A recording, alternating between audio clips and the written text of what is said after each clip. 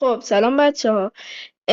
حتما بعضیاتون از اکتیویژن مثل خودم ناراضید که بهتون باکس های بد در میاد.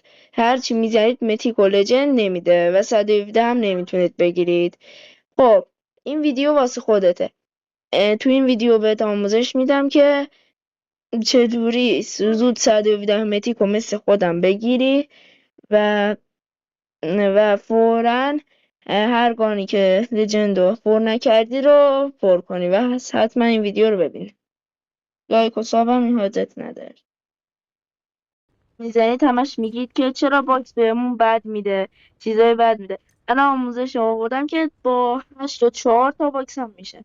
با 4 تا باکس یا 8 تا باکس هم متیک در بیاد باکساتون هم لجند. بریم 8 تا باکسمون رو بزنیم. ببینید اول اینجا رو میزنید. بذار بیاره بالا. اکتیویژن آن. خب اول اینجا رو این مربع سمت چپ اینجا رو میزنید میبینید که 5 تاش لژند در آمده اصلا 3 تاش اپیک. بعد این گوشه سمت رو میزنید. بعد این گوشه سمت چپ. بعد دوباره هر جا که دلتون خواست رو میزنید. اوه اوه دیدید که به من همه چی اینا داد دیگه. خب ممنون، خداحافظ.